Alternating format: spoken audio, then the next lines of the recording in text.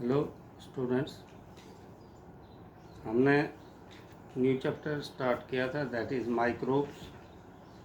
और पिछली वीडियोज़ में हमने डिस्कस किया था कि what is the role of microbes in household products, in industries,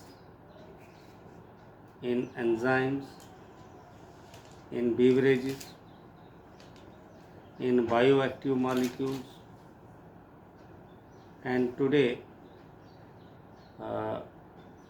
we shall be discussing microbes in sewage treatment.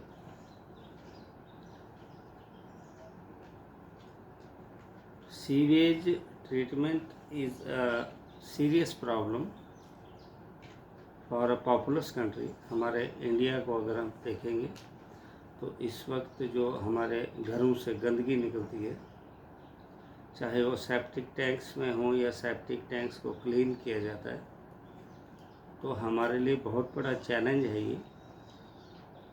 क्योंकि अगर हम सीधा ही इसे ओपन में डालते हैं तो ये हमारे अंडरग्राउंड वाटर को भी पॉल्यूट करते हैं।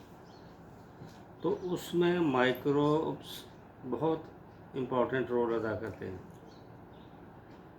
Microbes in sewage treatment of waste water, जो गंदा पानी निकलता है उसको हम ट्रीटमेंट करते हैं। और ट्रीटमेंट करने का मकसद क्या है कि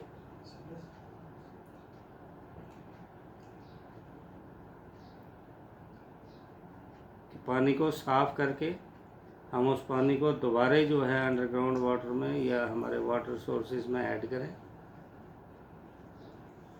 day by day water scarcity जो है होती जा रही है और बहुत सा पानी जो है वो वेस्ट हो जाता है। तो वेस्ट वाटर को माइक्रो ऑर्गेनिज्म से ट्रीट किया जाता है और ये ट्रीटमेंट जो है दो स्टेजेस में कैरी आउट की जाती है। एक है प्राइमरी ट्रीटमेंट, दूसरा है फिजिकल ट्रीटमेंट। प्राइमरी ट्रीटमेंट में it involves physical removal of particles from the sewage through filtration and sedimentation. सीधा ही हम पानी को फिल्टर कर लेते हैं। जैसे पानी गंदा अगर होगा तो हम किसी पूनी के साथ या किसी फिल्ट्रेट के साथ या कपड़े के साथ उसको छान लेते हैं, तो जो इनसॉल्युबल सब्सटेंसेस हैं उनको हम रिमूव कर सकते हैं। लेकिन इसमें जो सॉल्युबल सब्सटेंसेस हैं वो फिल्ट्रेशन से नहीं निकल सकते। दूसरा है sequential filtration to remove floating debris and sedimentation to remove grit. अब ये फिजिकली है। एक तो जो ऊपर तैरने वाली चीज़ें हैं हम उनको अलग से निकाल सकते हैं, और वो चीज़ें जो नीचे बैठ जाती हैं, जैसे पानी है, पानी में डस्ट, सैंड या कुछ डेब्रिस होगा वो नीचे बैठ जाता है। तो हम कुछ देर पानी को किसी बर्तन में अगर रख देंगे तो नीचे जो गंदगी है वो बैठ जाएगी और हम ऊपर से पानी को अलग कर सकते हैं। तो ये सारा जो है फिज़िकल जो है मेथड ही है physical treatment. All solids that settle from the primary sludge and the supernatant forms the effluent. अब ये जितने भी सॉलिड्स हैं जो नीचे बैठ जाते हैं ये प्राइमरी स्लज बनाते हैं और यही एफ्लुएंट बनाते हैं। एफ्लुएंट जो प्राइमरी सेटलिंग टैंक से उससे निकाल दिया जाता है।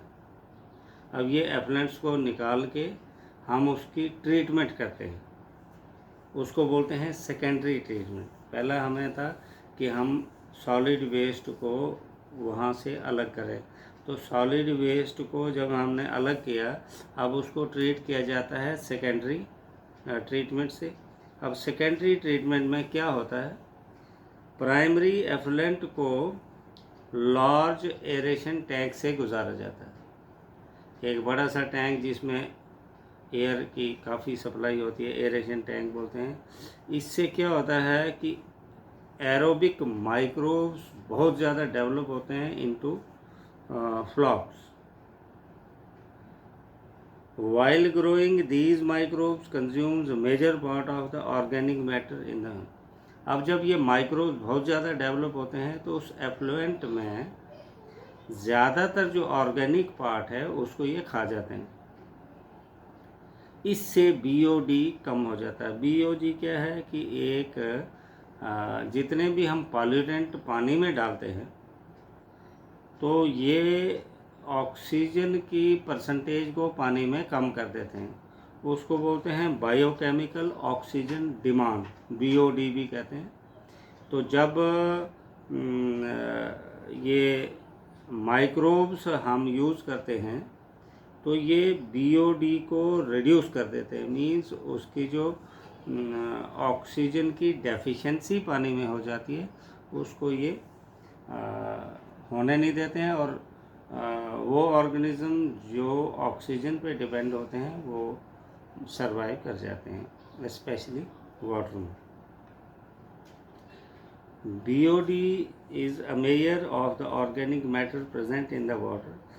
Greater the BOD of the water, more its polluting potential. जितना ज़्यादा BOD होगा उतना ज़्यादा वो पॉल्यूशन ज़्यादा करता है, मतलब पॉल्यूशन करने की पोटेंशियल उसमें ज़्यादा होती है। जैसे ही BOD of sewage water is reduced significantly, अब एफ्लुएंट को सेटलिंग टैंक से गुजारा जाता है। मीन्स जैसे ही उसकी बीओडी कम हो जाती है, अब उस एफ्लुएंट को एक टैंक से गुजारा जाता है जिसको सेटलिंग टैंक कहते हैं, जहाँ पर बैक्टीरिया फ्लॉक्स में एलो किए जाते हैं कि वो बैठें सेडिमेंट्स में। This sediment is called as activated sludge. मतलब पहले सेडिमेंट्स था, अब उसमें माइक्रोब्स डेवलप किए जाते हैं बहुत ज़्यादा, तो अब इसको स्लज नहीं बोलेंगे, अब इसको एक्टिवेटेड स्लज कहेंगे। आपको पूछा जा सकता है what do you mean by activated sludge. अब स्लज का कुछ हिस्सा थोड़ा सा एरेशन टैंक में डाला जाता है ताकि वो एक इनोकुलम की तरह जो है एक्ट करे। अब ये जो remaining part of the sludge है, थोड़ा सा निकाल दिया था, जो एक इनोकुलम की तरह जो है वो एक्ट करते हैं, और उसके बाद जो है जो बाकी है स्लज उसको बड़े टैंक में डाला जाता है जिसको एनएरोबिक स्लज डाइजेस्टर कहते हैं। वहाँ पर उसको डिकम्पोज किया जाता है, लेकिन in the absence of oxygen किया जाता है। That is called anaerobic sludge digester. इस प्रोसेस में बैक्टीरिया जो हैं कुछ गैसेस प्रोड्यूस करते हैं, जैसे methane, hydrogen sulphide, carbon dioxide, और ये गैसें जब प्रोड्यूस हो गई तो यही गैसेस बायोगैस में सपोर्ट करती हैं। दे प्रोड्यूस द बायोगैस, और बायोगैस का यूज़ आपको मालूम है कि इस वक्त घरों में किस तरह से डिमांड जो है डे बाय डे बायोगैस की बढ़ती जा रही है। और इंडिया जैसी कंट्री में अभी भी मोर देन 50% लोग ऐसे हैं जिनको गैस सिलेंडर्स जो है अभी भी मिल नहीं रहे हैं, और अगर कुछ लोगों को मिल रहे हैं तो महंगे मिल रहे हैं। यही माइक्रोब्स का अगर हम यूज़ करें तो हम छोटे छोटे टैंक्स बना के एटलीस्ट अगर किसी को बेचने के लिए नहीं तो कम से कम पर्सनल यूज़ के लिए भी हम बायोगैस प्रोड्यूस कर सकते हैं। The effluent from the secondary treatment plant is generally released and into natural water. अब जब सेकेंडरी ट्रीटमेंट भी होगी, अब पानी साफ हो गया, तो उसको नेचुरल वाटर बॉडीज़ में जैसे स्ट्रीम्स हैं, रिवर्स हैं, उसमें ये पानी दोबारा ऐड कर दिया जाता है। This is the role of microbes in sewage treatment. अब इन सीवेज ट्रीटमेंट के अलावा भी इनके बहुत से इम्पोर्टेंट रोल हैं। आपको एग्ज़ामिनेशन पॉइंट ऑफ व्यू से कैसे पूछा जा सकता है? What are the role of microbes in household production? What are the role of microbes in beverages or in industrial production? या जो है आपको ये पूछा जा सकता है कि what is the role of microbes in enzymes extra, जो ऑलरेडी हमने कर दिया है। Thank you very much.